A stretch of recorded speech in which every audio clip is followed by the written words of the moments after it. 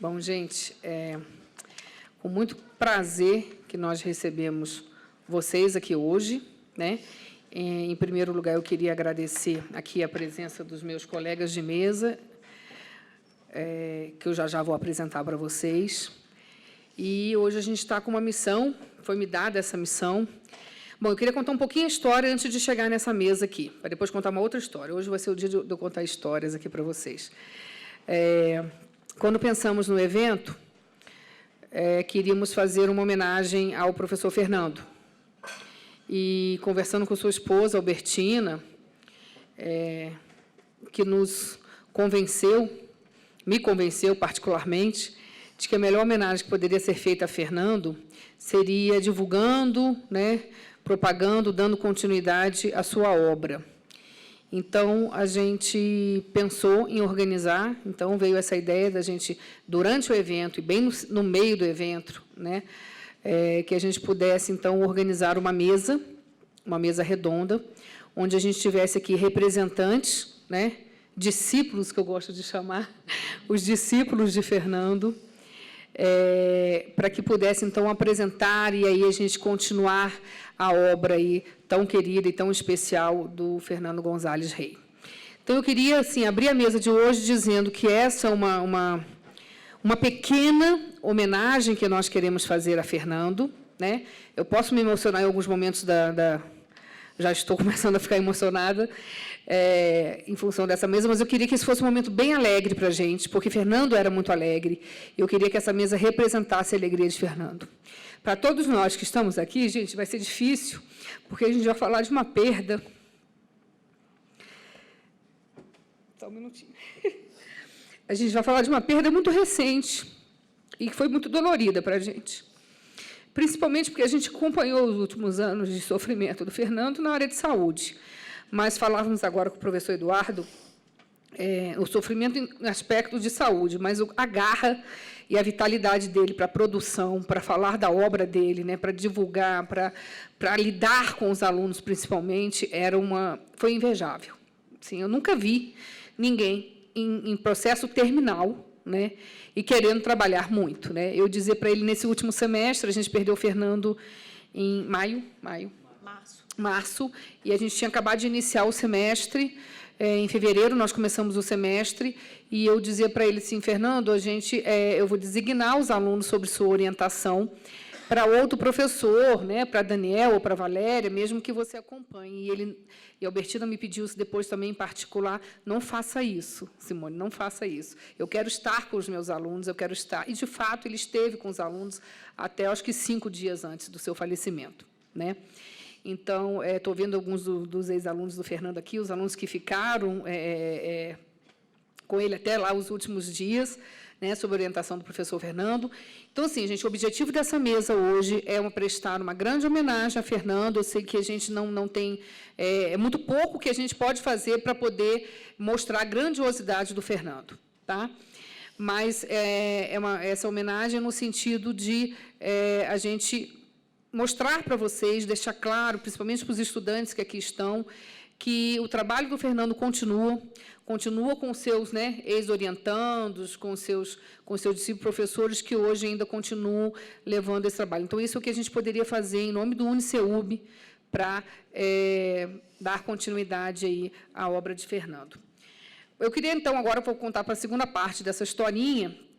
Eu trouxe aqui, rapidamente, assim, um mini currículo, assim, de ler um pouco da história do Fernando, para depois contar um pouco para vocês a história dele aqui no UniCeub. Eu sei que muitos de vocês já conhecem, mas é uma coisa rápida. Então, assim, Fernando Luiz González Rey foi doutor em Psicologia pelo Instituto de Psicologia Geral e Pedagógica de Moscou e doutor em Ciência pelo Instituto de Psicologia da Academia de Ciências da União Soviética. Foi presidente da Sociedade de Psicólogos de Cuba, de 86 a 89. Foi decano da Faculdade de Psicologia da Universidade de Havana, de 95 em 95, e vice-reitor da mesma universidade de 90 a 95. Atualmente, na época, era professor titular e pesquisador do Centro Universitário de Brasília, bem como professor visitante do programa de pós-graduação da Universidade de Brasília. Foi professor convidado, né, ministrou cursos em diversas instituições de ensino em diferentes partes do mundo. Que vale assim, Madrid, México, Valência, Buenos Aires, diversos outros. Tá? O seu aprofundamento em pesquisa sobre o tema da personalidade teve início em 1973, o qual compôs parte significativa da sua tese de doutorado, em 1979, pelo Instituto de Psicologia Geral e Pedagógico de Moscou. Após a conclusão da sua tese, ele continuou aprofundando o desenvolvimento das questões teóricas e metodológicas implicadas no estudo da personalidade, e estendeu essas pesquisas sobre estes temas às áreas de saúde, educação e desenvolvimento humano, sob um prisma bastante abrangente. E isso é a primeira coisa que eu queria destacar da obra do Fernando, né? O quanto que ele... era difícil a gente enquadrar o Fernando numa área de atuação, né? A gente diria assim, a obra dele é uma obra que pode ser lida e pode ser trabalhada em diversos aspectos do desenvolvimento humano, em diversas áreas, né, de atuação da psicologia. O conjunto desses trabalhos lhe permitiu defender o grau de doutor em ciências, que é um título bem difícil de conseguir, que constituiu até hoje o grau máximo concedido no âmbito da ciência russa, tá? Porque, na Rússia, o doutor em ciências seria o grau máximo. Né? Bom, aqui ele chega no Brasil, gente, em 1995, essa parte aqui eu já dou conta de falar.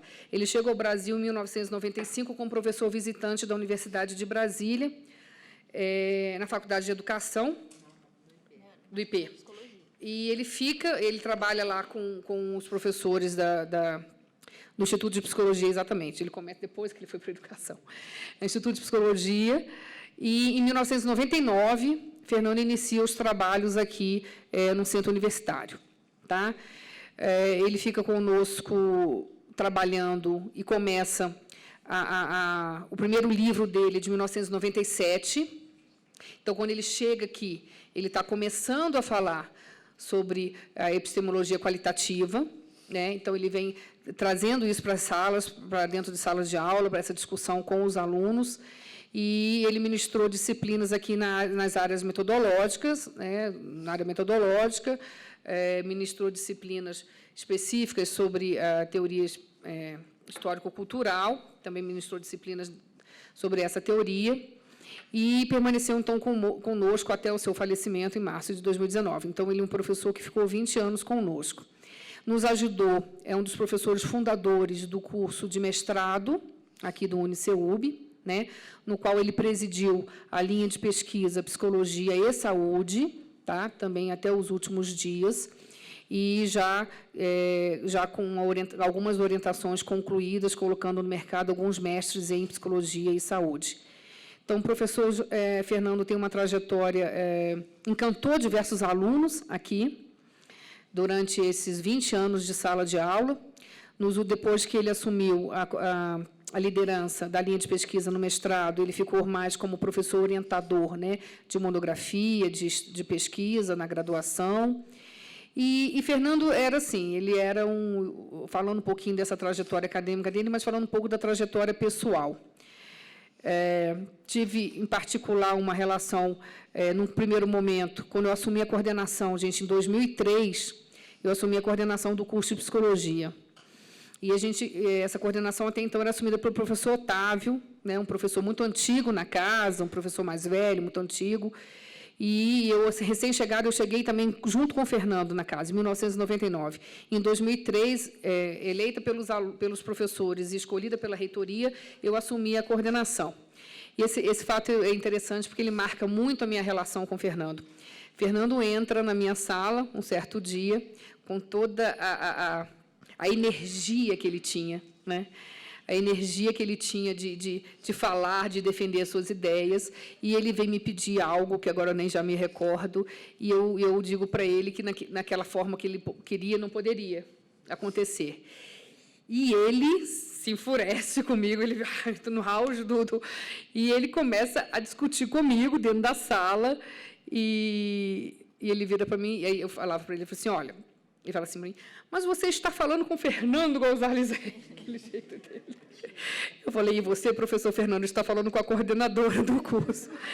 Você é muito jovem para ser coordenadora desse curso.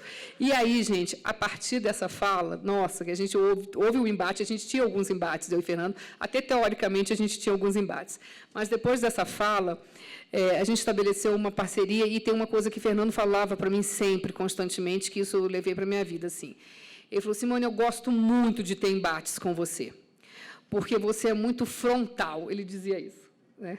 Você é muito frontal, porque a gente sabe o que você pensa, você fala, a gente discute aqui, a gente acaba discutindo, e depois a gente vira e sai de mãos dadas da sala, sai abraçados, porque aí ele fala assim, você não é brasileira, você tem certeza que você era brasileira? Você não tem cultura brasileira, porque você discute, você traz as suas ideias de uma maneira muito firme também, assim como eu, mas depois você não leva isso para o meio pessoal, você não se ofende com isso, e a gente saía de... E Fernando acabou se tornando não só um professor da casa, mas como um grande amigo, né? Ele e a Albertina, são pessoas que eu levei para a minha vida pessoal. Então, assim, eu queria...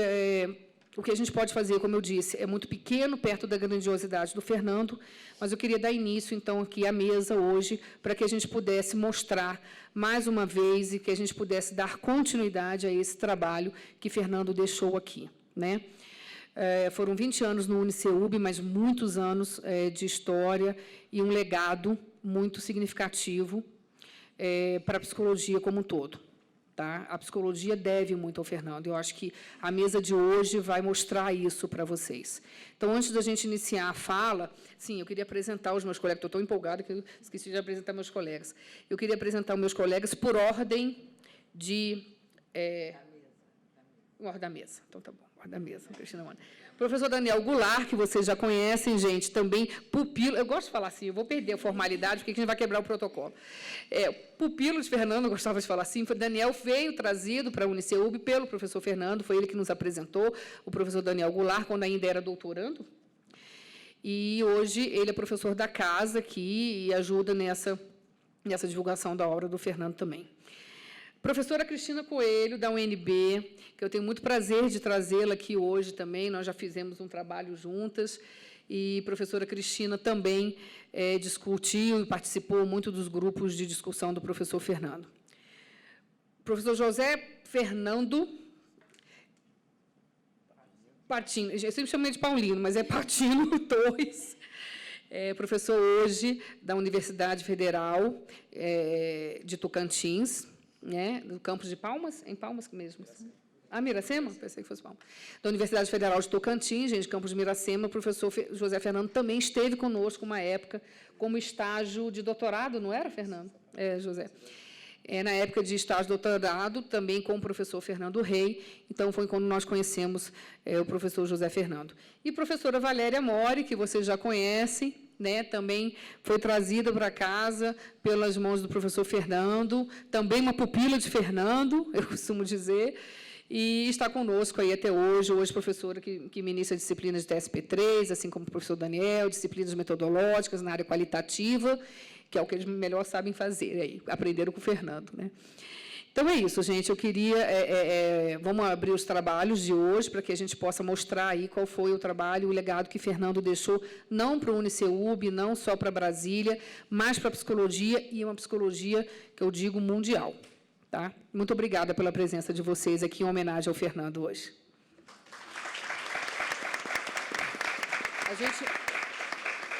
Daniel vai apresentar para vocês uma pequena obra que eles montaram. Nós quisemos trazer o Fernando para esse momento também, né? A voz dele, a energia dele. Então, a gente fez um trabalho de um recorte, né? O professor Zé Fernando e eu tivemos essa coisa de ir nos vídeos. Isso foi muito difícil para a gente, por um lado, mas, por outro, foi difícil porque a gente não queria parar de assistir, né? A gente assiste e tal, fica vendo, se perde e tal. Mas a gente fez essa coleção de trechos com a intenção de trazer algumas reflexões do Fernando. O professor Leonor está ali, que trouxe essa ideia pela primeira vez lá atrás, então acho que é uma forma de trazê-lo aqui também para a gente.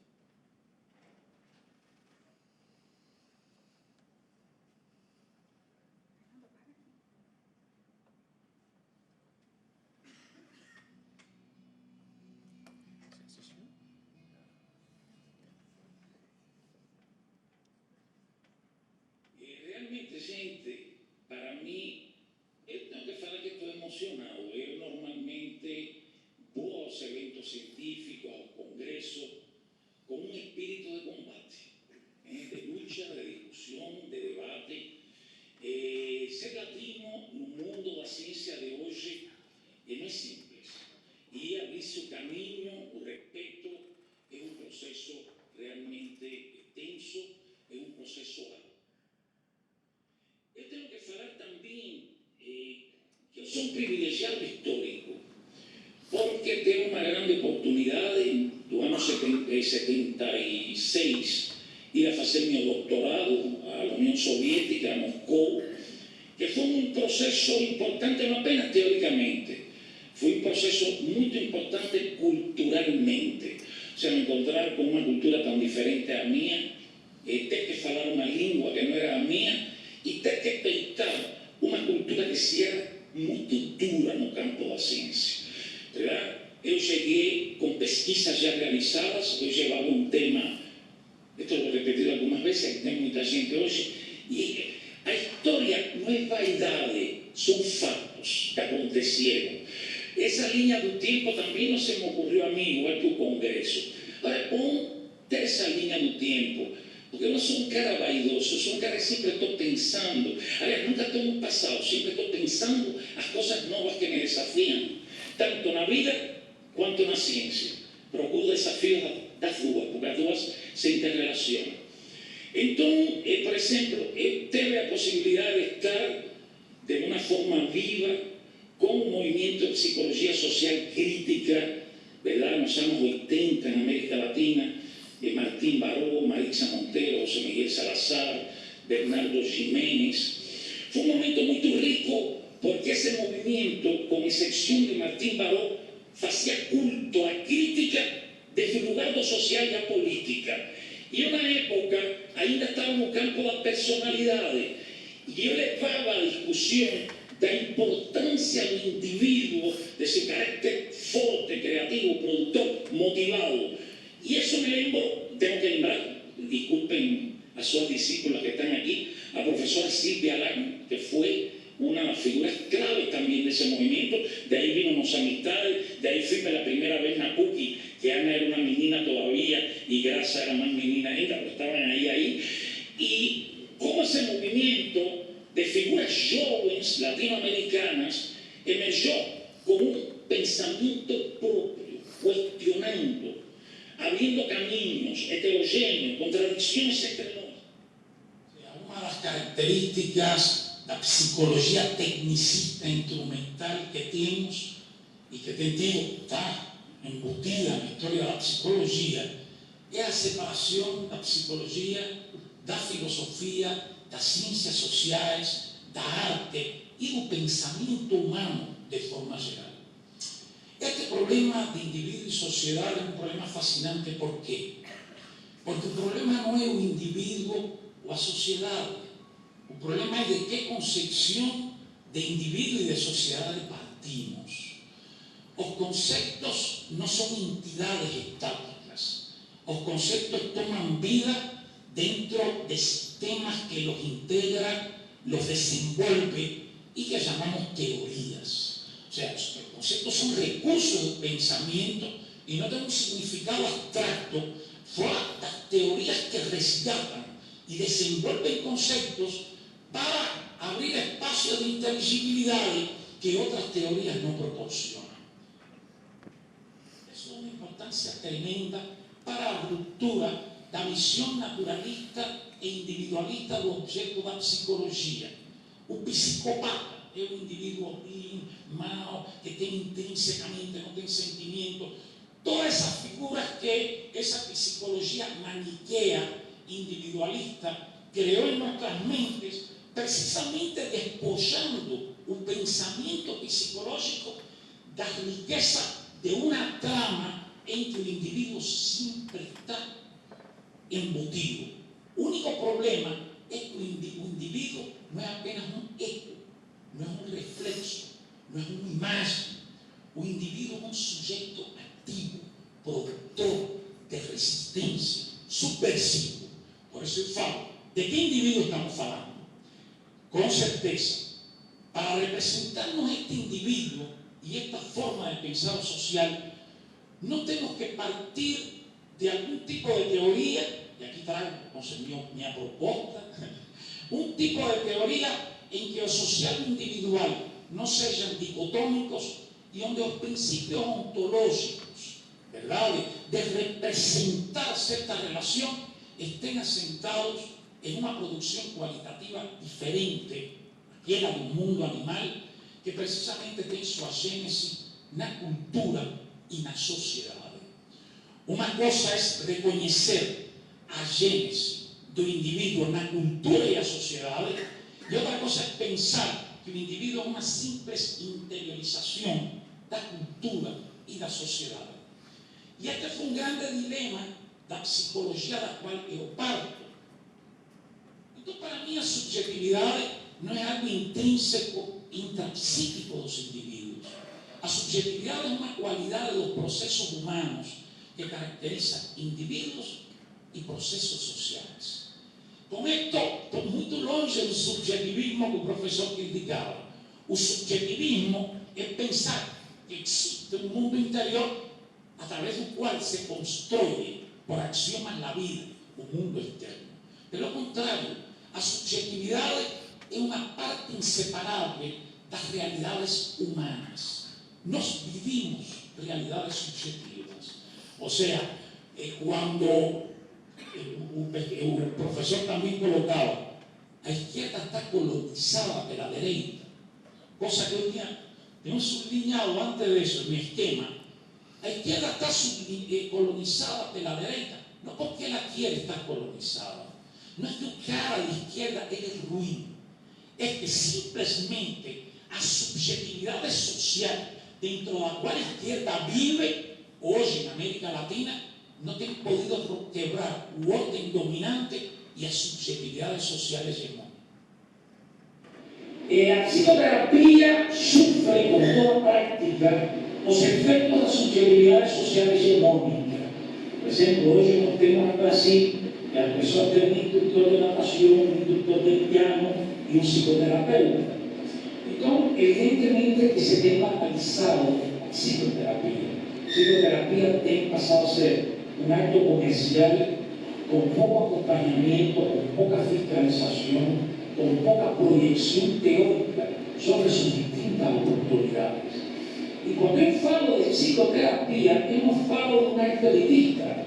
Eu penso a psicoterapia como um recurso de qualquer forma de ação social.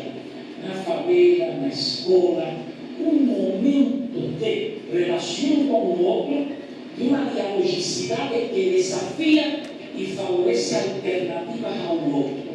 Portanto, é sempre um processo, da perspectiva, progressista, porque não é, como a tendência dominante, a imposição de uma linguagem ao outro. Eu não quero que ninguém pense que o problema que ele tem é porque não resolveu um problema de castração. Evidentemente, não tem como resolver se o problema fosse verdadeiro. Esse não é por aí o problema.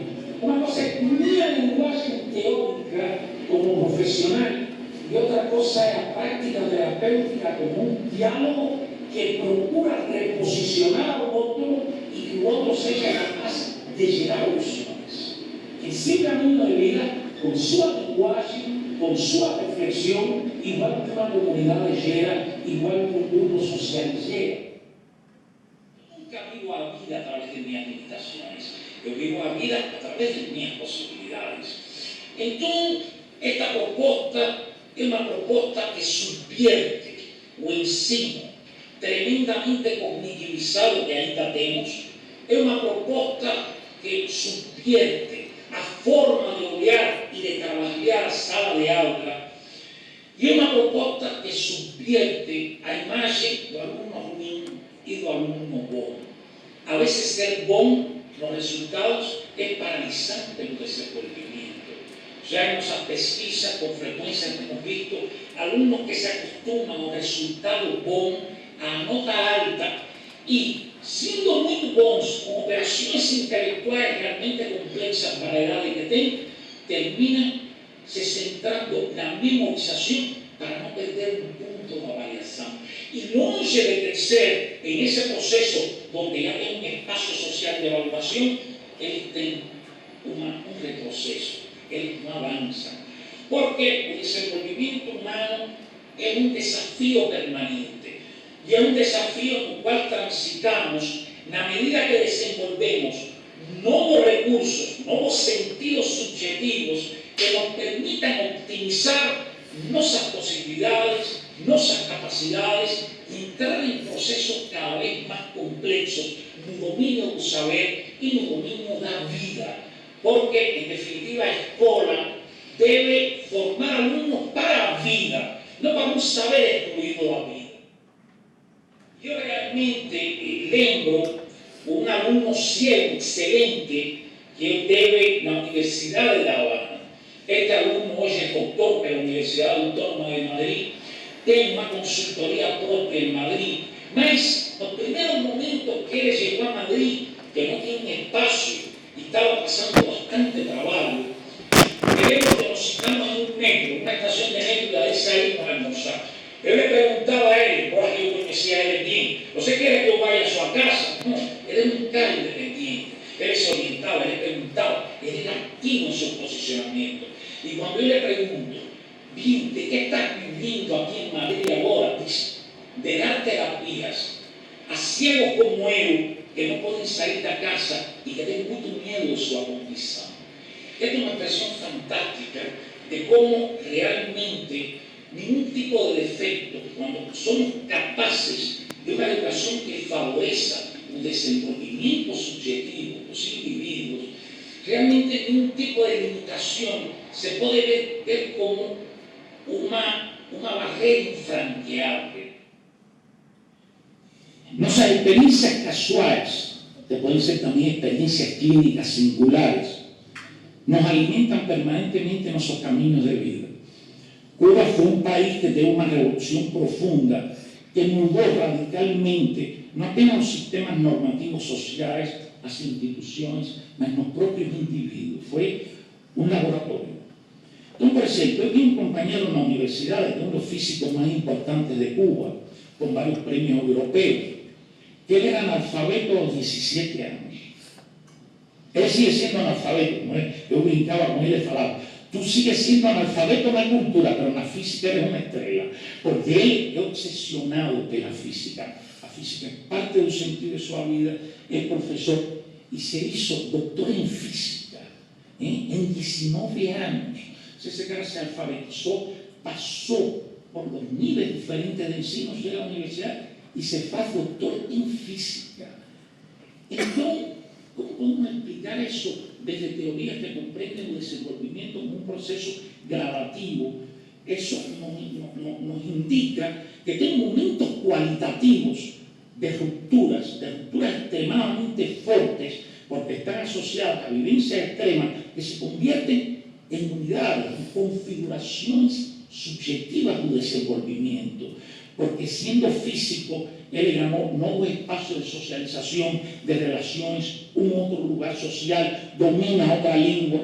Entonces, ¿cuál es la fuerza que permite que un cara que perdió 17 años de su vida de aprender consiga un movimiento telúrico de esa naturaleza? Evidentemente no son procesos apenas de orden intelectual, pero que eso representó como sentido de vida, como lugar desde el cual organizó formas de sentir un mundo en que vivía, como ilusión que fue concretizando en un camino. Yo pienso que el ideal de todo pesquisador, una vez que él avanza en el desenvolvimiento de ese pensamiento, es tener un grupo que se apropia la teoría, que extiende, que aporta, y donde la gente siente, pucha, aquí va a tener una temporalidad en esta producción, porque todo el mundo trabaja, gente, para estar en un espacio, en esta aventura que es un intelecto humano. Desafortunadamente en la psicología no tenemos mucho maltrato de las teorías. O sea, la psicología trabaja históricamente con teorías clásicas, ya de bastantes años. Claro, todas estas teorías han formado familias de teorías. Muchas veces nos relacionamos con la teoría como una especie de culto.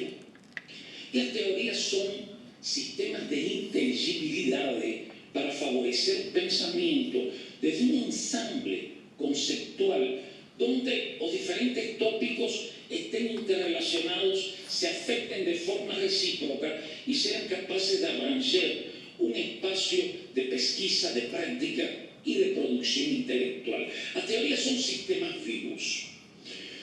Yo siento que eso es una de las cosas que caracteriza a teoría de la subjetividad. Ella es un sistema vivo, ella es un sistema que es inseparable. Por eso teoría, epistemología y metodología forman una unidad, porque sobre los conceptos de la teoría no se puede hablar a priori, no se puede chutar. Se tiene que estudiar y se tienen que construir los conceptos que nortean a visibilidad que nos llegamos sobre el tipo de problema que estamos estudiando.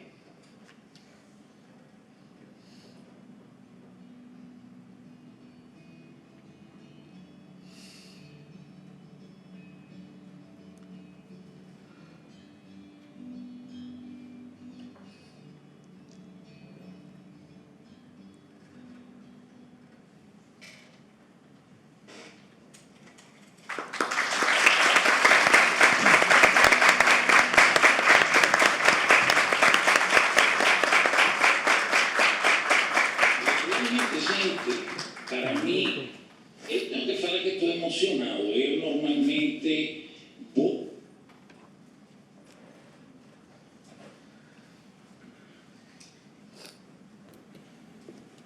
Se ele estava emocionado, imagina a gente, né? E, na verdade, sempre foi uma dificuldade enorme falar depois do Fernando. Continua sendo, né? Uma dificuldade enorme. Mas a gente tenta.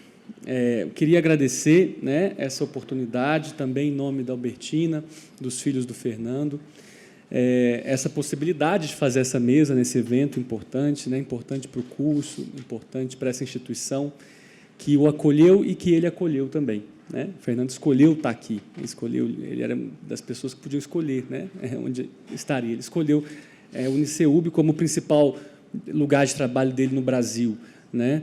E realmente eu sinto que é o mínimo que a gente pode fazer, né, para homenageá-lo. Realmente ele merece isso e muito mais.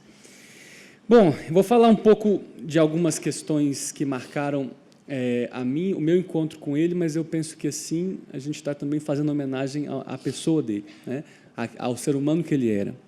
Eu conheci o Fernando, eu era como a maior parte de vocês aqui, um estudante de graduação, que fazia parte de um centro acadêmico e estava muito empolgado de fazer uma semana como essa, né? Onde eu estudava, que na época era a Universidade de São Paulo, em Ribeirão Preto, a gente tinha a Semana da Psicologia. E a gente que organizava, os alunos que organizavam, se sentavam, pensavam tema, não tinha dinheiro, ia atrás de dinheiro, ia na sorveteria, na escola de alemão, pegar dinheiro. E a gente tinha um plano de trazer grandes nomes, né? Cabeça de jovem era sempre assim, a gente pensava em grandes nomes, e como o Fernando, né? E aí pensava, nossa, nunca vai aceitar o nosso convite, né, para vir aqui na nossa humilde semana.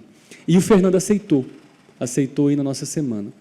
Não tinha, né, prolabore, a gente deu um hotel no máximo 3 estrelas, que era o que a gente conseguia pagar. E ele foi feliz, né? Assim, foi feliz. E o que marcava muito, né, esse encontro com o Fernando era a capacidade, o que me marca muito, a capacidade dele entrar numa relação com os alunos de graduação horizontal, numa relação de diálogo, de respeito, numa relação no qual ele se interessava pelo que o aluno tinha para dizer, né?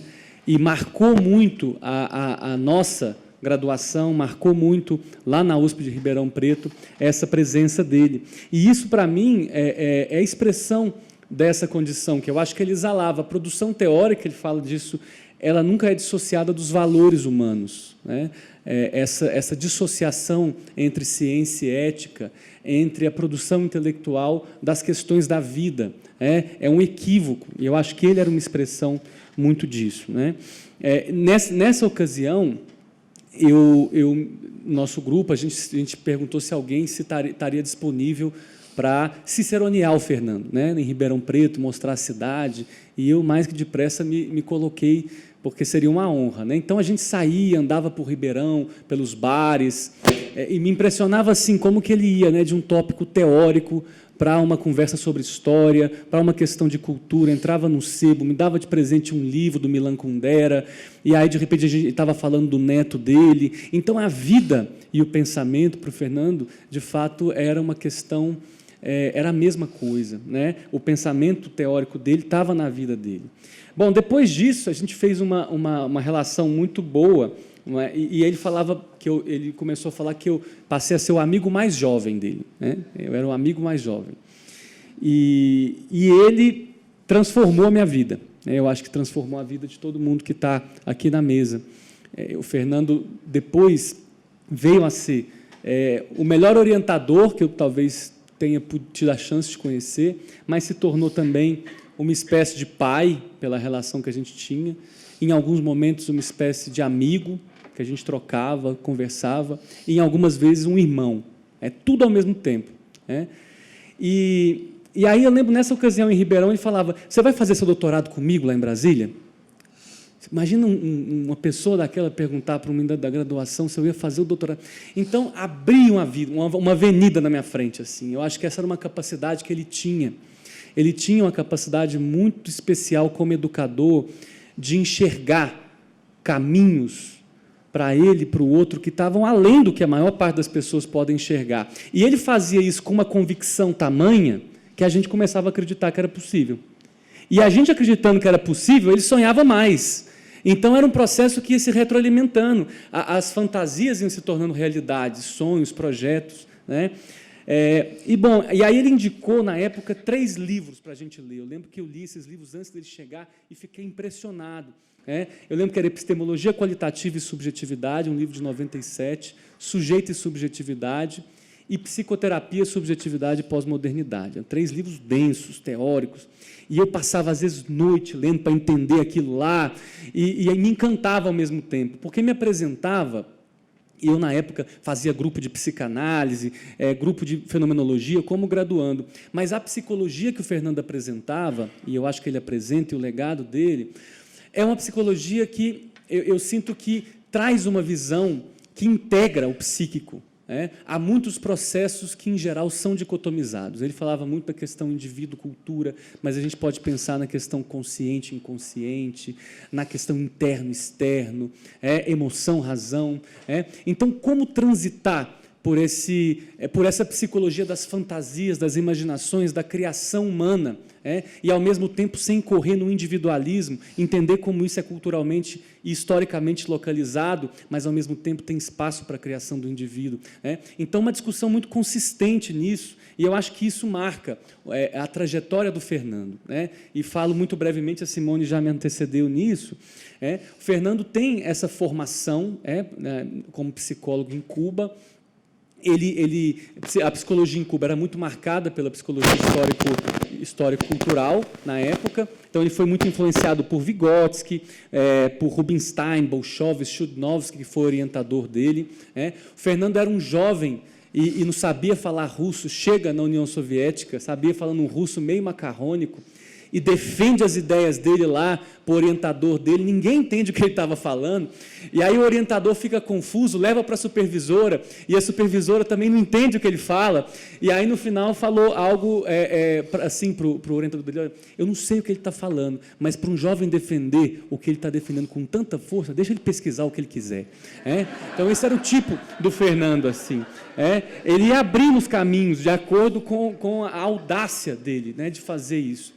E não é à toa, isso que a Simone falava, ele foi o primeiro psicólogo latino-americano a adquirir o grau de doutor em ciências na União Soviética, o único, primeiro não o único. E isso exige uma audácia, exige uma capacidade de criação muito grande. E aí ele passa nesse processo, ele discutia muito o tema da personalidade, depois ele vai trabalhar muito a categoria de comunicação, muito influenciado pelo Boris Lomov, que era uma figura da psicologia soviética, e vai entendendo, né, como não só a personalidade é historicamente, culturalmente situada, não é uma questão universal, mas como a comunicação é um processo importante para a gente entender relações sujeito-sujeito e romper com a lógica da psicologia sujeito e objeto. E isso, de fato, leva ele a discussões da psicologia social, leva ele a se integrar com esse grupo que ele falava, da psicologia social crítica latino-americana. Então, ele transita muito, né, com Martim Baró, Silvia Lani, com Maritza Monteiro, Zé Miguel Salazar, defendendo o lugar do indivíduo e da construção da personalidade. Naquele momento ele estava centrado no conceito de personalidade, para as transformações sociais. Então ele discutia como que muitas revoluções, processos revolucionários, eles se tornam dogmas muitas vezes porque de fato não são apropriados, não se tornam processos que as pessoas personalizam. E ele, levando essa discussão, foi reconhecido por esse grupo, recebeu o Prêmio Interamericano de Psicologia ainda em 91. Um livro que marca a transição dele é Epistemologia Qualitativa e Subjetividade, que é esse livro de 97, no qual ele faz esse trânsito da personalidade enquanto uma categoria central para discutir a subjetividade, já não como um processo do indivíduo que era historicamente e culturalmente situado e constituído, mas como um sistema que tinha uma definição ontológica específica. O Fernando vai discutir a subjetividade não como subjetivismo, não como mundo interno, mas como um processo que se dá nas relações, como uma forma de articular a história, a singularidade das pessoas, as relações sociais, as instituições, aos processos da cultura, e que marca a qualidade da vivência do ser humano nos mais diversos espaços que ele se desenvolve. E é por isso que é difícil caracterizar o Fernando dentro dessa fragmentação em geral que é a psicologia. Uma coisa é a clínica, outra coisa é a escola, outra coisa é a psicologia social, outra coisa é a comunitária. O Fernando, aí ao bom espírito vigotskiano, falava, não, a gente precisa pensar representações teóricas capazes de dialogar com desafios específicos, mas que não desintegre a complexidade do ser humano. Então, ele foi avançando nesse processo, teoricamente, epistemologicamente, metodologicamente, e foi ampliando, partindo de uma psicologia histórica e cultural, ele vai ampliando o diálogo dele com outros referenciais. Passa a dialogar muito com a psicanálise, com a teoria das representações sociais, com o construcionismo social, e vai abrindo, com o passar dos anos, diferentes linhas de pesquisa, diferentes linhas de trabalho, no campo da educação, da saúde, da psicoterapia, da psicologia comunitária, como essas ideias iam tomando forma nesses mais diversos campos. E algo que marca, eu acho que ele falava isso, essa capacidade do ser humano criar realidades, mudar, essa capacidade disruptiva do ser humano, que não se conforma, que não é moldado, mas a possibilidade de entender esses processos de singularização e, com isso, favorecer processos de desenvolvimento humano, favorecer processos de mudanças individuais e sociais também. Ele vem para Brasília, em 95, numa situação que ele já era professor visitante da Universidade de Brasília, mas ele vem para o Brasil como eu acho que foi um presente que o Brasil ganhou, numa situação tensa com Cuba, ele não pode retornar e ele fica no Brasil e escolhe o Brasil, de novo escolhe, porque também ele tinha relação com a Espanha, com o México, com a Argentina, mas o Brasil ele escolhe como sendo o local de trabalho dele depois de 95, onde ele passa os últimos 24 anos da vida dele. Nesse processo, colaborou com dezenas de pesquisadores e universidades, deu aulas, de fato, em muitas universidades, consolidou um grupo de pesquisa amplo, com muitas linhas de pesquisas, muitas linhas de trabalho. Ele foi, junto com a professora Albertina, esposa, parceira dele de vida e acadêmica, formando muitas pessoas que, por sua vez, formavam outros grupos, geravam diferentes núcleos, e isso foi, nesse tempo, crescendo, se desenvolvendo.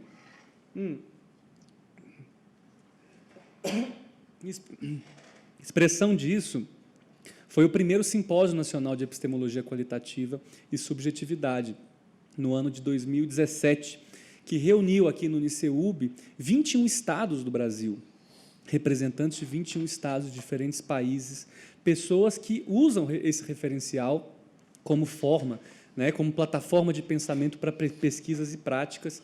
E a gente vai ter aqui em outubro o 2º simpósio, né, nacional de epistemologia qualitativa e subjetividade. E acho importante falar isso, não só para fazer propaganda do evento, porque a comissão organizadora está aqui também em cima da mesa, mas porque isso fala um pouco do que ele dizia no final. As teorias são vivas, né? Os processos são vivos, né? E hoje a gente sofre com a falta dele, né, cotidianamente, com a energia dele, com a interlocução, com a capacidade que ele tinha, e a gente está ainda se debatendo, tentando fazer o nosso melhor no que a gente está conseguindo construir, mas a gente tem conseguido, né, dar continuidade para isso de alguma forma, e eu acho que essa é também uma homenagem muito bonita que a gente faz a ele, né? O Fernando foi professor convidado em diversos países, né? Chile, Argentina, Colômbia, México, Peru, Espanha, Austrália, não vou falar os países, mas só para a gente ter a dimensão, para muitos alunos que estão aqui não tenham, da dimensão do Fernando como autor da psicologia. E não é uma questão quantitativa, é uma questão da capacidade como isso foi se desdobrando, de fato, em muitos espaços. O Fernando tem 33 livros escritos, 76 capítulos, 131 artigos científicos, mas, muito mais do que isso, ele é uma fonte de inspiração pessoal e acadêmica permanente. E eu acho que quem teve a oportunidade de conviver com o Fernando sente isso de uma forma mais profunda. Eu acho que a gente tem essa possibilidade de ver os vídeos, de ler a obra dele, que eu acho que é uma obra vibrante, mas o Fernando era isso, a Simone fala, esses diálogos tensos, vivos, animados, apaixonados, ele se enfurecia às vezes por combate, e era uma relação que a gente travava com ele, na qual você não podia ficar inerte. Ele tinha horror à passividade, horror ao desinteresse, à desmotivação. Então, estava sempre te convidando para uma relação, por um lado, de tensão, mas uma tensão que mobilizava as pessoas a crescerem. E eu acho que o Fernando tinha nisso um mérito enorme, ele tinha uma profunda consideração ética pelo desenvolvimento do outro. Ele se orientava como educador e como pessoa para o desenvolvimento do outro. E é por isso que o Fernando foi um educador e um psicoterapeuta nos mais diversos contextos que ele atuou. Ele falava que o espaço da sala de aula para ele era um fórum fantástico, porque nele eu ensino, mas eu sou psicoterapeuta também na sala de aula. Porque na sala de aula, ele falava, a gente tem diálogos que mobilizam os alunos, que abrem mundos para eles, e esse é o papel da terapia. Por isso que ele criticava a questão, às vezes, corporativista, etc., que existe. E ele era conhecido como uma pessoa que tinha audácia, é conhecido, para dizer verdades que outras pessoas não diziam. Ele tinha essa coisa de falar na lata, ele falava, fala na lata. Ele dizia uma coisa que é interessante, se eu não falo na lata no meu país, eu sou hipócrita. Aqui, se eu falo, eu sou grosso. Então, eu prefiro ser grosso. Prefiro ser grosso do que hipócrita.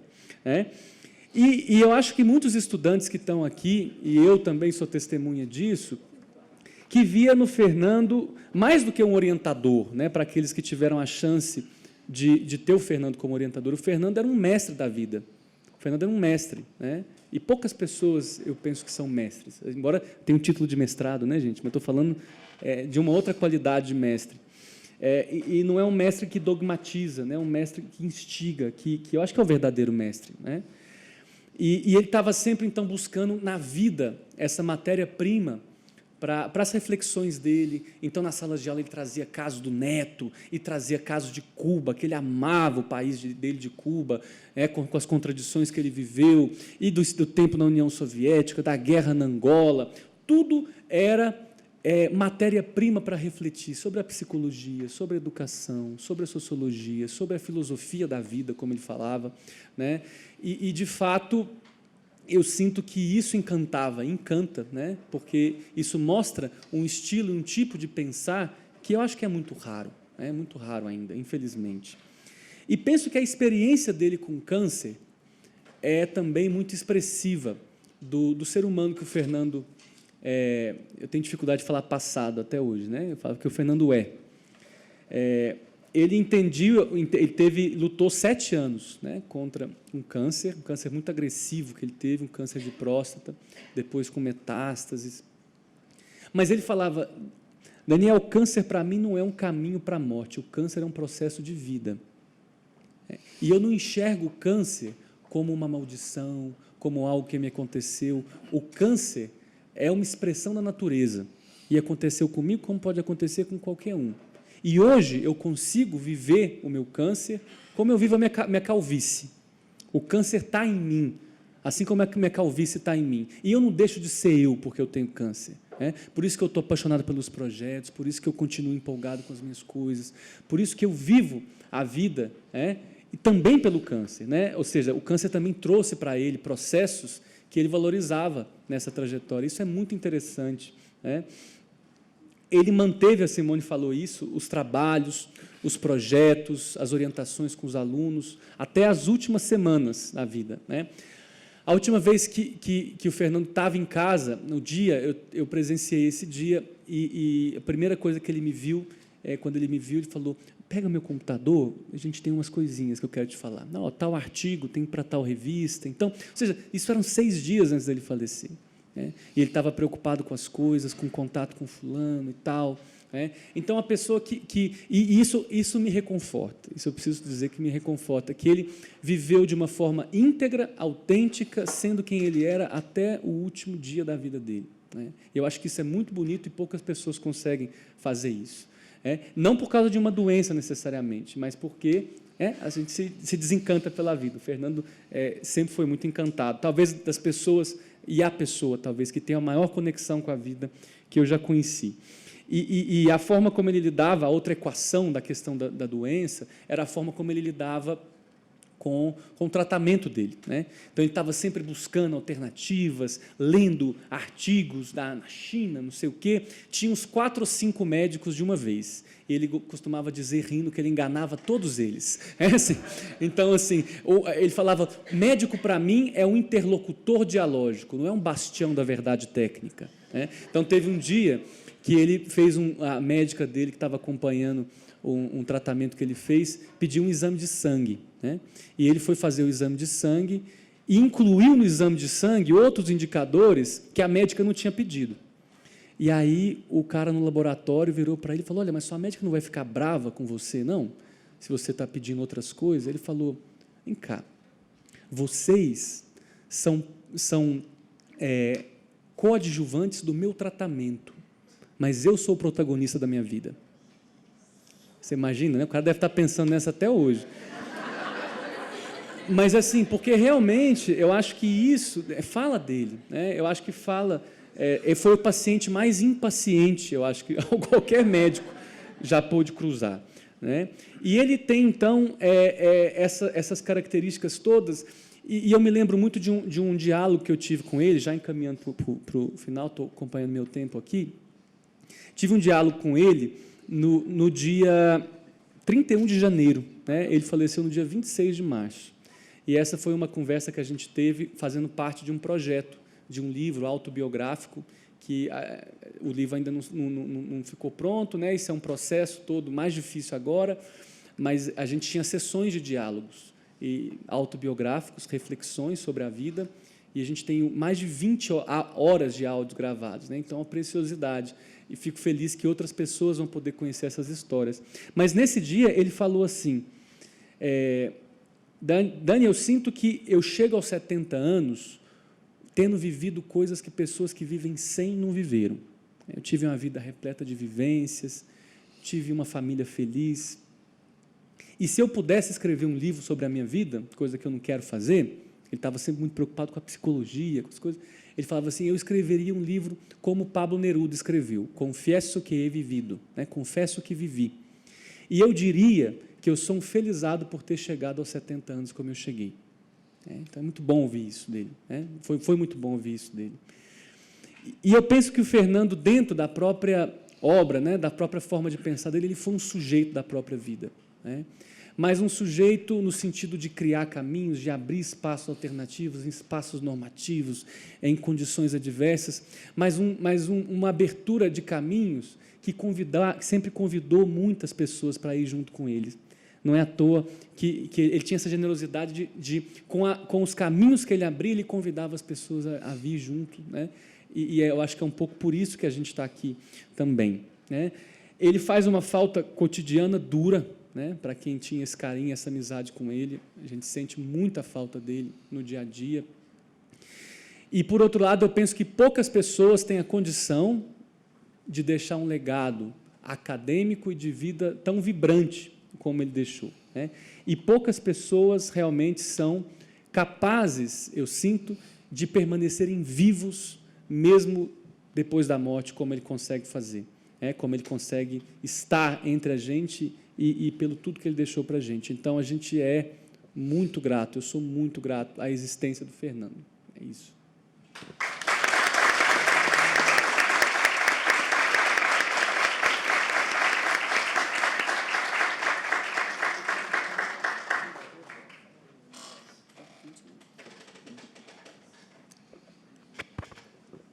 Bom, boa noite para todas e todos. Eu agradeço à mesa, a professora Simone, pelo convite, e ao Daniel, que nos organizou, a Valéria, que está aqui, a Cris também, e também as pessoas que nos acompanham. A gente organizou, vocês estão percebendo, um esquema bem diferente, porque a gente está falando da academia, mas o nosso viés é outro hoje, certamente, pela homenagem. Eu reparei bastante que a mesa está emocionada, mas eu percebi também que vocês estão emocionados. Várias pessoas estão emocionadas com o que está acontecendo aqui. O que me faz pensar certamente que o Fernando também atravessou a vida de vocês, mobilizou muitos processos. Às vezes, inclusive até processos que incomodam, porque a questão da subjetividade, da formação dentro da perspectiva, não necessariamente implica sempre ter uma visão moral dos processos ou da binaridade, o que é bom ou é ruim. Mas é muito interessante isso que o Fernando certamente nos ensinou.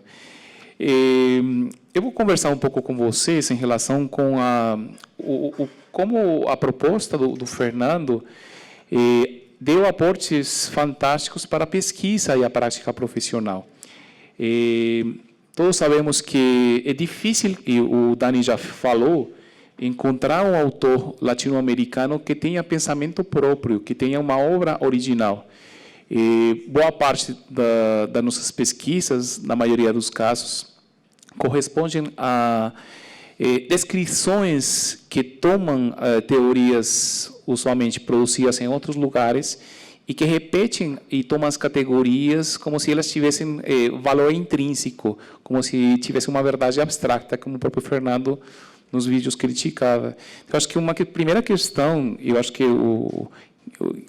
a Simone e o Daniel, que me antecedeu também, colocaram, foi o que implica ter uma obra hoje na América Latina, uma obra produzida na América Latina que permite não só, obviamente, um olhar latino-americano, mas também que permite ver processos tanto numa perspectiva bem local, como também numa perspectiva bem global, o que eu acho que é bem importante e que certamente o Fernando não seria certamente um consumidor de teorias, um consumidor de autores, mas sim um interlocutor crítico com essas teorias e, certamente, ele sendo um autor.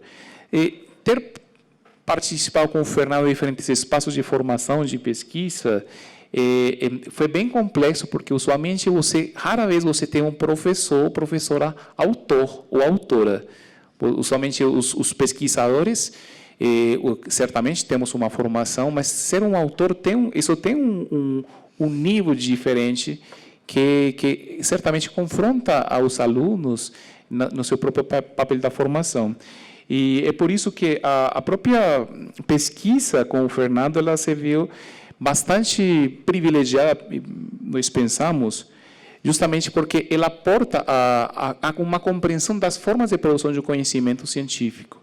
Uma questão importante, por exemplo, que na pesquisa qualitativa, que se tem falado muito dos anos 60 para cá, a pesquisa qualitativa ela virou protagônica, mas a pesquisa qualitativa conservou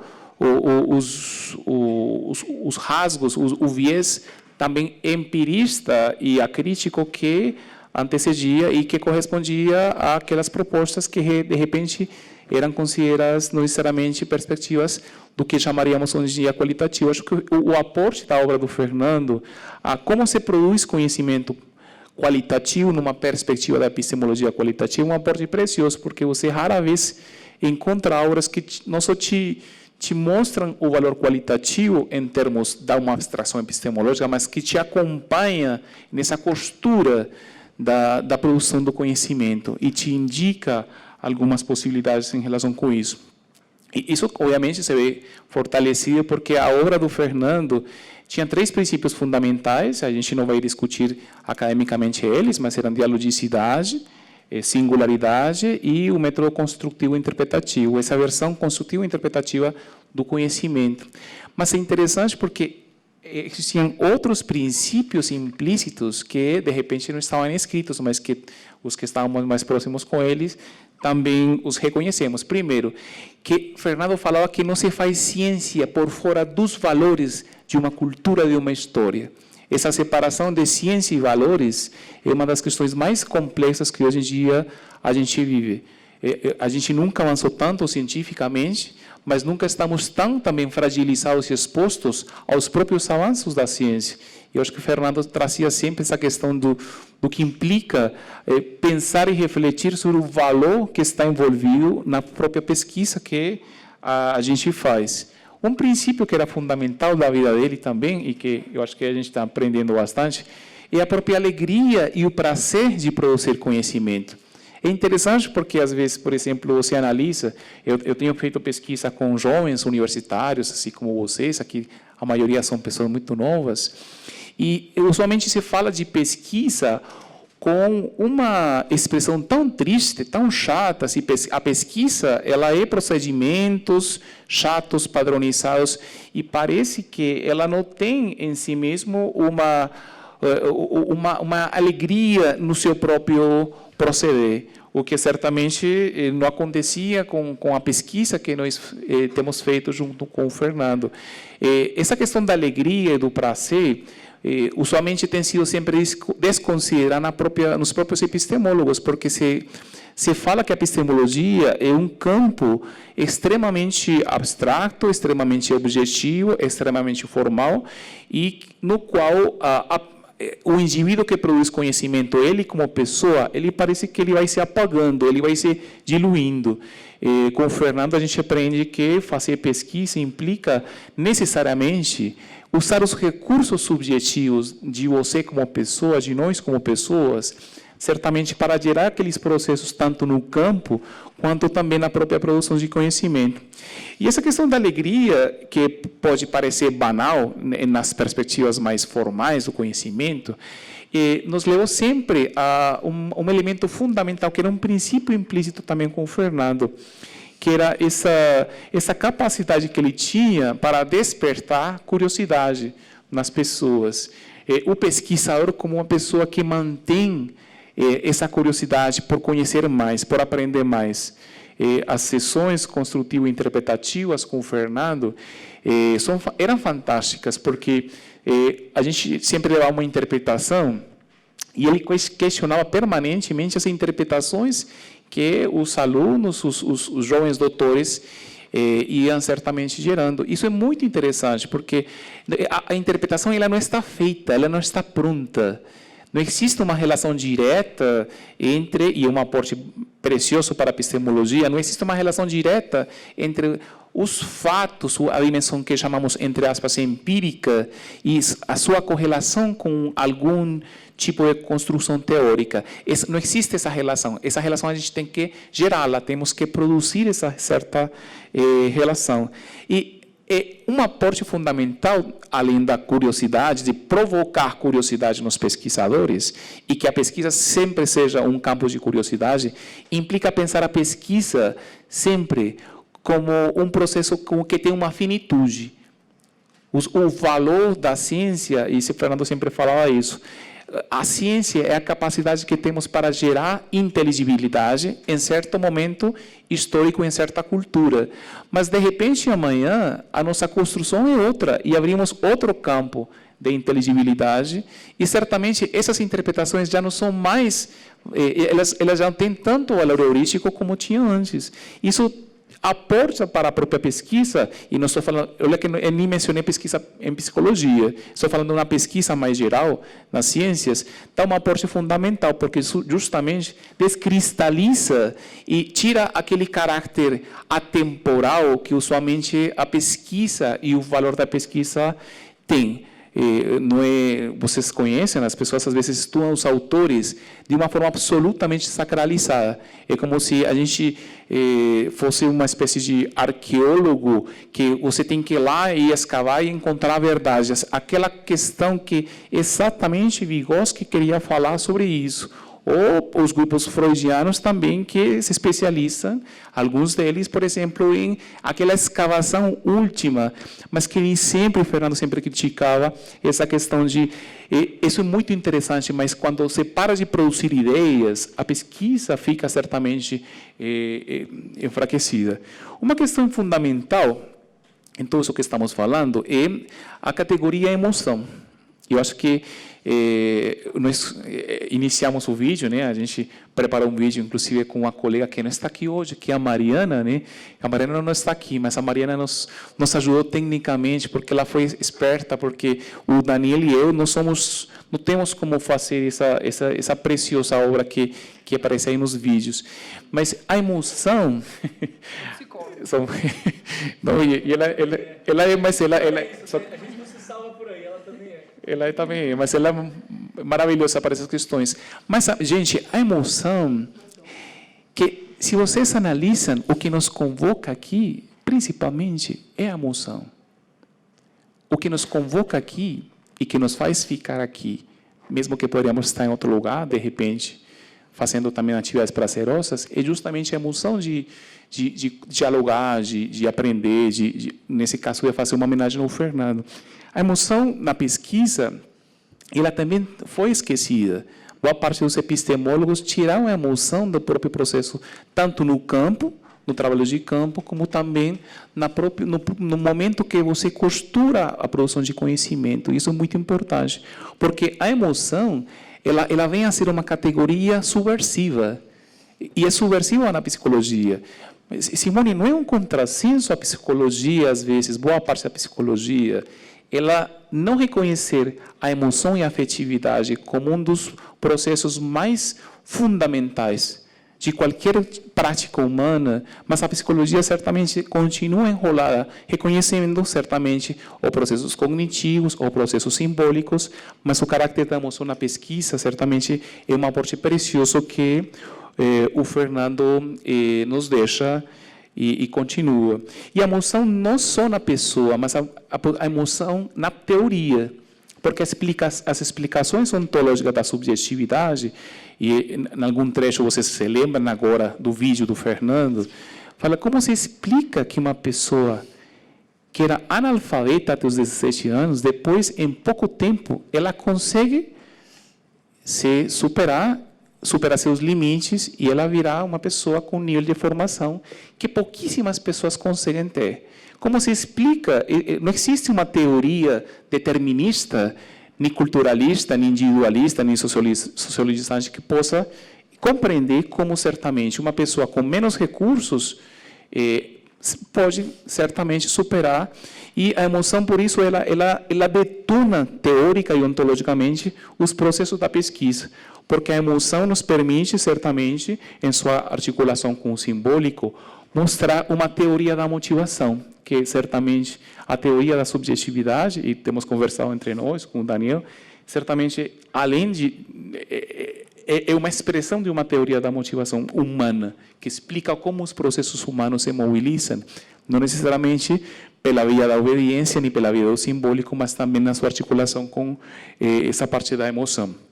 Mas também a emoção na epistemologia, porque a emoção também introduz cortocircuitos na forma típica de você construir conhecimento científico. A emoção, ela mobiliza em sua articulação com o simbólico, mobiliza outras formas interpretativas, ela é uma fonte também de inspiração do que nós podemos construir na ciência. Mas também a emoção na própria pessoa que pesquisa e no participante. Eu sempre estamos no SCAR, estamos com a Cris, o SCAR Quebec, e com a Cris, com o Dani, Jonatas, e ele fez uma definição preciosa do que significava a dialogicidade, que ele fala essa capacidade pouco comum de gerar mútua implicação emocional, pesquisador-participante nos processos do campo da pesquisa. Isso é fantástico. E mútua implicação emocional significa que o participante para de ser um objeto, como o Daniel falava, uma coisa que você vai pesquisa, e você, tipo como caem os capacetes azuis da ONU, acabam com a situação e vão embora nos helicópteros. Essa noção de pesquisa, a psicologia copiou muito esse esquema de você intervir comunidades, intervir as crianças, e, de repente, o pesquisador desaparece e a pessoa não sabe o que aconteceu, deu alguma coisa errada, a gente fez alguma coisa ruim. E o Fernando sempre nos inspirou em uma condição ética da pesquisa, dessa relação com a pessoa, que não só na emoção, na implicação emocional, mas também que a pesquisa ela é um campo de desenvolvimento subjetivo, potencialmente, para as pessoas que participam das nossas pesquisas. Inclusive, se vocês perguntam para as pesquisadores da subjetividade, sabemos, e não só da subjetividade, que quando a gente assume essa questão da implicação emocional na pesquisa, os participantes, inclusive, eles se desdobram em outras formas de relação com a gente. E boa parte dos meus participantes, por exemplo, hoje em dia são meus amigos e colegas de universidades, e a gente continua com um vínculo que permite outros desdobramentos para além da pesquisa. Porque uma questão que caracterizou o Fernando, em termos teóricos e em termos também dele como pesquisador e formador, é ver que a ação humana ela não atinge uma esfera única. Aprender não implica só incorporar e internalizar, que não é nossa visão dos processos da aprendizagem. Implica que esses processos, quando eles têm uma certa qualidade subjetiva, simbólico-emocional, chamaríamos, eles se desdobram em outras formas de vida. É por isso que quando você faz psicologia, e aqui temos pessoas de primeiro período, terceiro, quinto, alguns já estão no mestrado e temos boa parte dos professores também. Você se dá conta que quando você assume um processo formativo, você não é a mesma pessoa. Não pode você ser a mesma pessoa quando tem tido implicação emocional. E essa questão da emoção também, tudo isso que estamos falando, nos permitiu, certamente, com o Fernando, nós aprendimos que, 3 minutos, que ser pesquisador implica necessariamente assumir um compromisso também de se posicionar como agente e sujeito da própria pesquisa, nos processos de pensamento, que é algo precioso. Uma questão fundamental é que a pesquisa, a contribuição da pesquisa, da teoria da subjetividade e epistemologia qualitativa, é que elas, ao meu ver, a pesquisa é um ato subversivo. É um ato subversivo por várias razões. Por um lado, porque desnaturaliza a realidade, porque te faz pensar com emoção. Pensar com emoção é um dos processos mais complexos que a gente tem. Porque interroga permanentemente a teoria e não acredita nas teorias, nos rótulos, simplesmente porque elas têm uma tradição em si mesma, mas interroga e tem uma atenção com a teoria.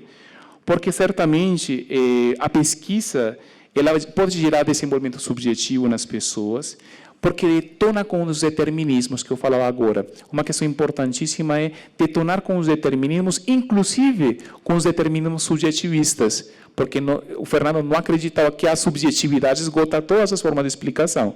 Ela é um sistema complexo que explica certos fenômenos, mas ela não explica absolutamente tudo. Tem processos genéticos e biológicos que estão para além da subjetividade.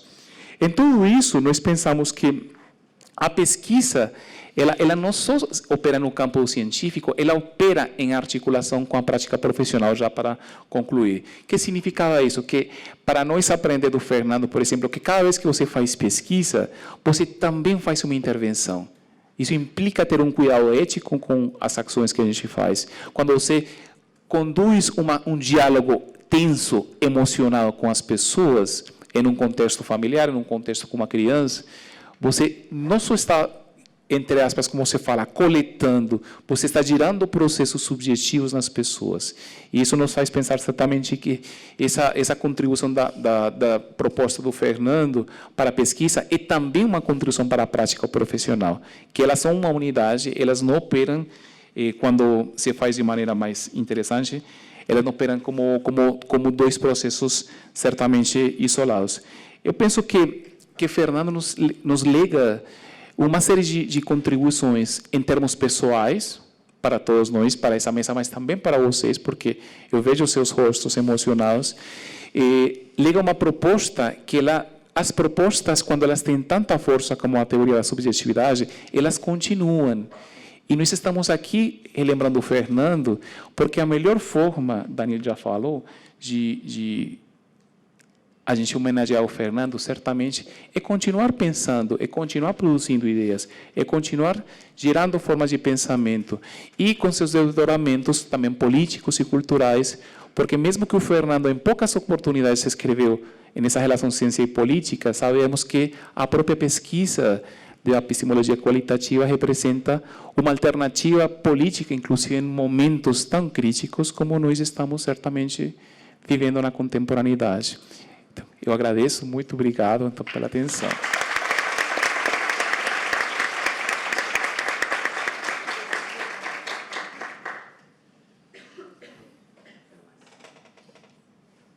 Posso? Bom, boa noite a todo mundo. Daniel botou, enfim, eu acho que eu distou da mesa de alguns sentidos que eu vou tentar. Distou bem e estou junto, porque eu acho que para enfrentar essa situação que a gente está enfrentando, que ficou desde a fala do Fernando, essa emocionalidade toda, o coletivo nos aquece muito e essa mesa tem uma coletividade muito especial para isso e para outras coisas também, enfim.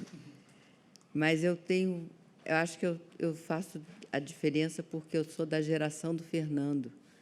E a mesa tem geração de gente nova que começou desde a Simone falar, você é muito nova, o Fernando disse para ela isso, o filho Daniel, o pupilo Zé Fernando e a Valéria, depois ela vai falar, mas a Valéria era sempre aquela menina que entrou assim toda, que agora é cheia de razão e cheia de vontade. E eu sou da geração do Fernando, eu conheci o Fernando já como professora, e aí isso me deixa num lugar diferenciado nessa mesa também.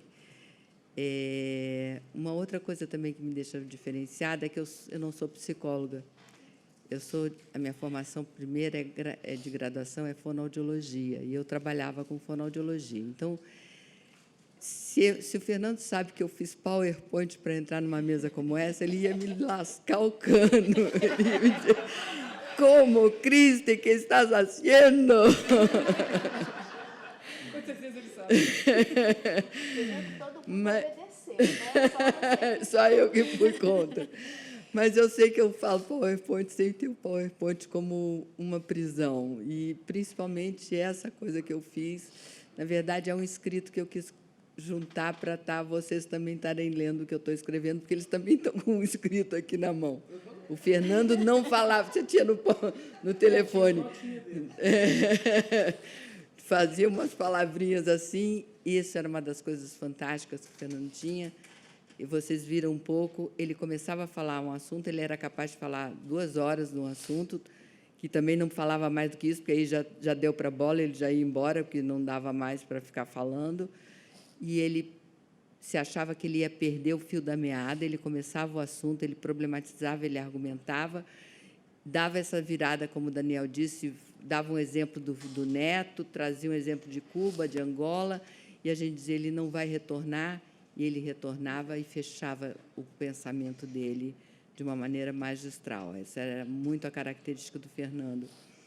E, para mim, a grande marca, eu vou entrar por outro lado, mas já vou anunciar, ter convivido com um autor de uma teoria que te instigava a pensar junto com ele, foi das coisas mais fantásticas que a convivência com o Fernando me trouxe.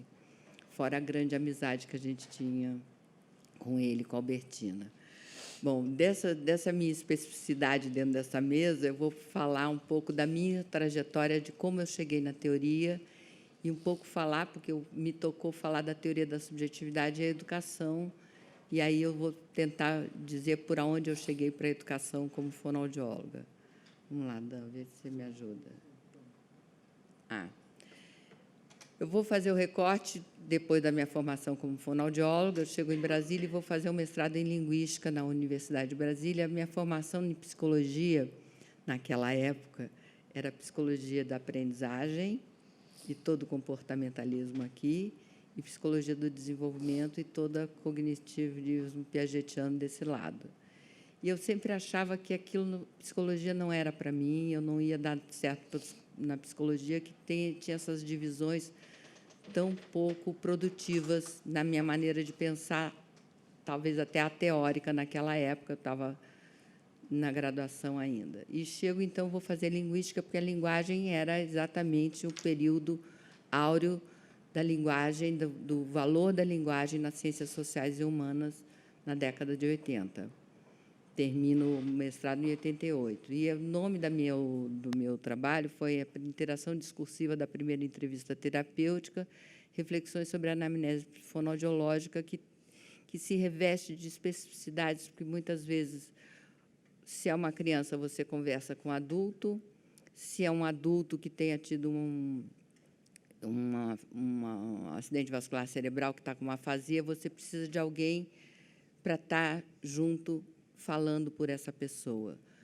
Além disso, você tem que tomar nota no que está acontecendo, então se reveste de uma questão muito específica, esse primeiro momento que vai fazer o início dessa relação que se estabelece no setting terapêutico.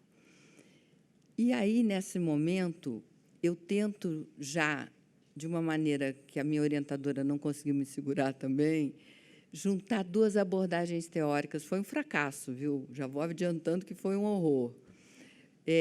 Porque eu tentei juntar duas abordagens teóricas, a sociolinguística interacional, que falava da interação humana via linguagem, com a análise do discurso, que trazia uma perspectiva de categorias macro-sociais como determinantes da possibilidade discursiva das pessoas.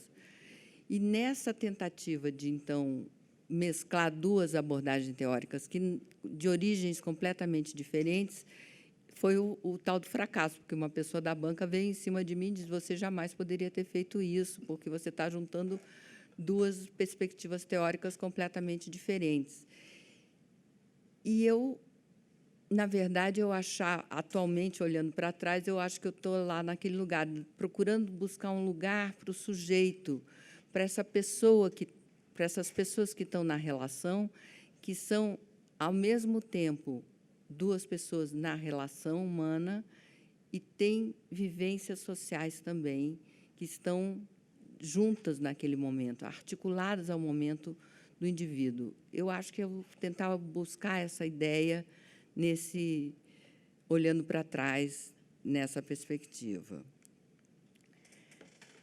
Deixei a academia, deixei o meu projeto de doutorado para depois, porque não tinha me dado bem lá no meu mestrado, ou, pelo menos, na época, eu me sentia como emocionalmente muito frágil, e fui trabalhar na Universidade Católica de Brasília, tanto na graduação em pedagogia, que era o curso que tinham me chamado, que tinham precisado de fonoaudióloga para dar noções de fonoaudiologia, mas eu também comecei a trabalhar no lato sensu, em psicopedagogia, e foi quando eu conheci o Fernando e a Albertina, que eram professores junto comigo no curso de especialização. Também ajudaram a montar o curso de mestrado da Católica, depois saíram da Católica e ficaram aqui. E, nesse conhecimento, como colegas,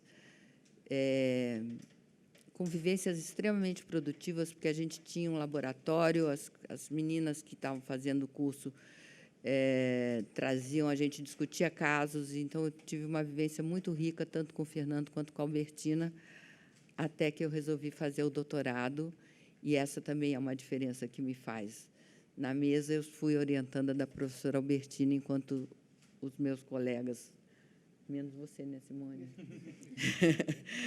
Foram orientandos do Fernando. Foi aluna do Albertino, da Católica. O doutorado vem com um gatilho de uma coisa muito interessante de uma senhora que uma vez chegou para mim, e logo no primeiro momento, logo na primeira relação, na entrevista inicial, ela estava com uma afasia muito leve e ela me relata esse caso que eu vou contar para vocês. Algumas coisas ela perdia o sentido, ela não conseguia entender o sentido, entre elas o número, o valor.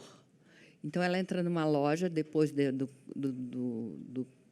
acidente vascular cerebral, ela entra numa loja e acha um vestido bonito e vai, então, perguntar quanto é que é.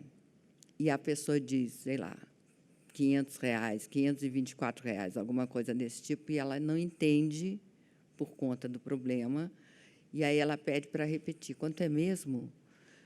E a pessoa repete 524, e ela continua sem entender, e ela faz essa pergunta umas 3, 4, 5 vezes, até que ela lê, porque, apesar de ter perdido a capacidade de dar sentido e significado ao valor do número, ela lia na cara da vendedora, que a vendedora estava dizendo para ela, o que é isso? O que está fazendo aqui comigo? Por que fica me perguntando quanto é mesmo, quanto é mesmo? E aí, ela, como faz essa leitura, ela vira para a pessoa e diz assim, por favor, escrever aqui no papel, porque eu ser estrangeiro e não entender bem quando...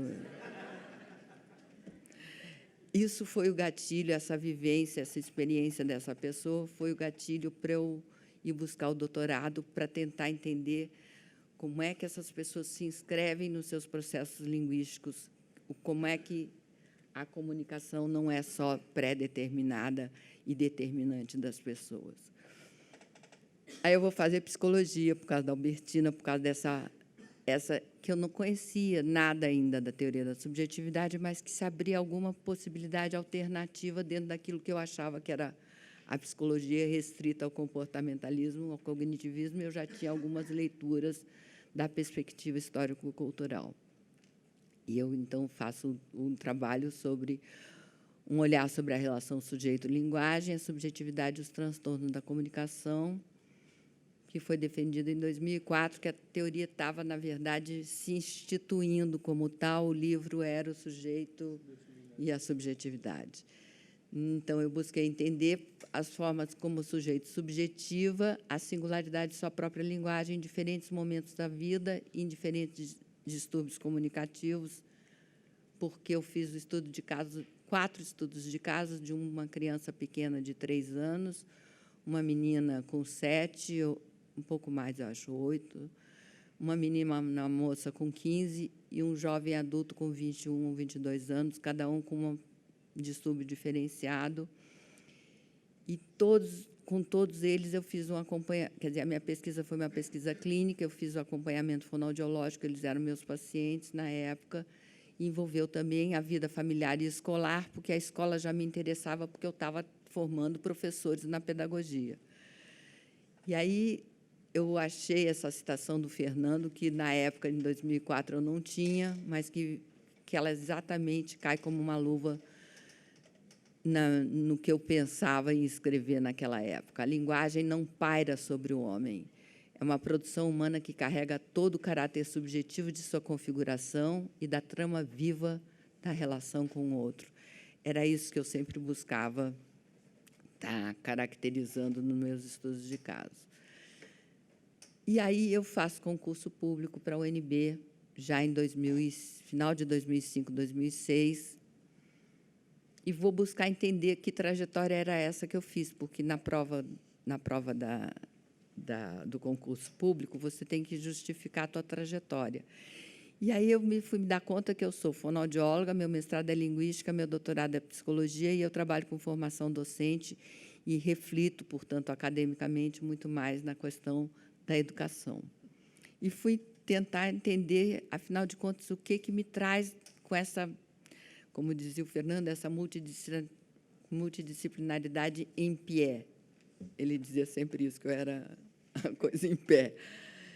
E, na verdade, o que eu vou me entender é que o meu interesse sempre de pesquisa, de busca teórica, de, enfim, desenvolvimento acadêmico, estava na relação entre o sujeito, a linguagem e os processos de aprendizagem e desenvolvimento. E esses descritores, essas palavras, essas relações que eu tentava buscar, elas não estão só na fonoaudiologia, não estão só na linguística, nem só na psicologia, nem só na educação. Elas perpassam esses campos disciplinares com a complexidade que lhe é peculiar. Então, o que eu vou atrás é do meu objeto de estudo, e a teoria me possibilita isso como categoria teórica, a subjetividade, e a definição é do Fernando, do mesmo livro lá da linguagem.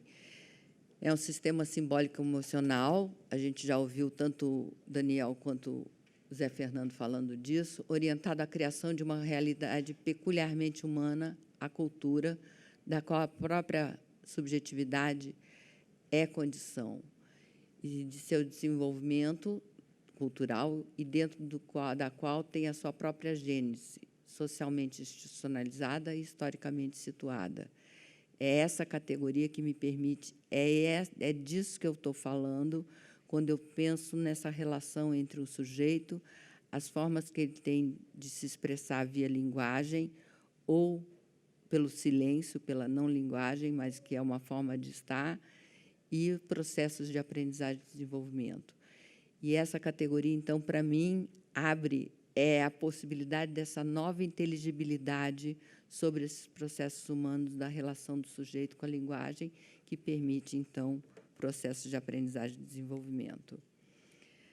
E aí, dentro da educação, que era o que me faltava, está acabando, que era o que eu precisava chegar nela, quer dizer, eu não vim só falar da minha trajetória, mas eu quero falar do impacto que a teoria da subjetividade tem, da maneira como eu vejo, nos processos educacionais, é exatamente essa articulação de dimensões do sujeito que, até então, ou que, na maior parte das teorias da psicologia ou das ciências sociais humanas, são tratadas como pares, dicotômicos, de coisas que são excludentes. Ou você vai ver o externo ou o interno, ou você tem corpo e alma, ou você tem cognição e afeto, ou você tem instâncias individuais ou instâncias sociais, lá como as micro-relações interacionais do meu mestrado, né? E os macro-conceitos sociais, sempre na dicotomia. E uma das questões que me parece essenciais para a compreensão dos processos humanos e que a teoria da subjetividade lida com ela de uma forma que me parece magistral, que são os processos diacrônicos humanos. A Cristina que eu era aos 5 anos de idade, que eu não sou mais, mas que eu também sou atualmente, aquela Cristina de 5 anos de idade. A atualização que a gente vai fazendo continuamente de processos do passado no momento atual, dependendo da forma como esse momento está configurado subjetivamente. Trazer a possibilidade dessa compreensão do tempo passado em relação ao que está sendo vivido presente é uma das grandes sacadas que a teoria da subjetividade permite a gente entender de uma maneira peculiar e não separada, mas junto também. E tudo isso, então, impacta enormemente a compreensão do papel gerador das pessoas em seus próprios processos, da mesma maneira como o Zé Fernando falou e Daniel também falou. Então, passar a considerar ou sujeitos ou agentes, que são 2 conceitos bastante contemporâneos das últimas obras do Fernando, como capazes de gerar possibilidades criativas, imaginar caminhos inéditos em novos processos, essa possibilidade de você reconhecer que as pessoas têm possibilidade de não estar só subjugada a processos sociais, mas que vão gerando possibilidades a partir da imaginação, como o Daniel falou bem, que o Fernando vivia o que estava dizendo teoricamente, permite organizar o simultâneo avanço teórico, epistemológico e metodológico da abordagem da teoria da subjetividade e, na minha compreensão, explico o valor heurístico dessa perspectiva na compreensão dessa possibilidade dos aspectos educacionais, tanto das relações da sala de aula, quanto do planejamento pedagógico, quanto da gestão dos processos administrativos e institucionais da escola, quanto formação docente inicial e continuada, inovações que a educação inclusiva está exigindo dos professores, porque você tem uma nova maneira de pensar os sujeitos que estão envolvidos nesses processos. É aí que eu acho que a teoria da subjetividade faz uma grande mudança para trazer maior clareza, maior inteligibilidade aos processos educacionais e escolares. Obrigada.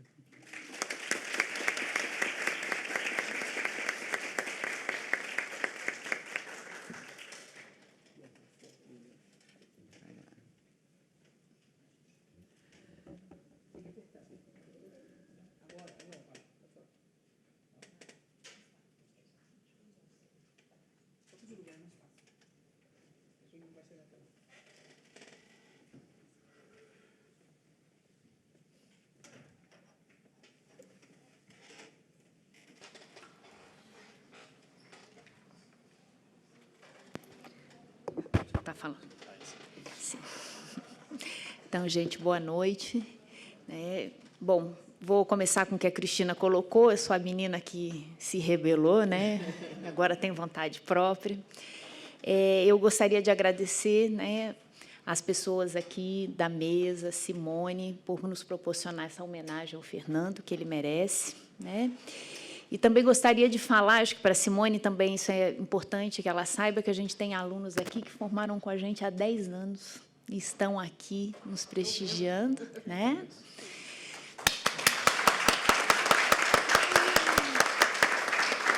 Temos alunos que não estão mais com a gente, também estão aqui, foram para a UNB e seguem aqui, né? Linda! Vieram nos ver. Eu agradeço de coração vocês estarem aqui. É uma honra ter vocês aqui, todos vocês. Mas ver alunos que nós formamos estarem aqui é muito bonito. Muito obrigada. Então, eu vou começar falando um pouquinho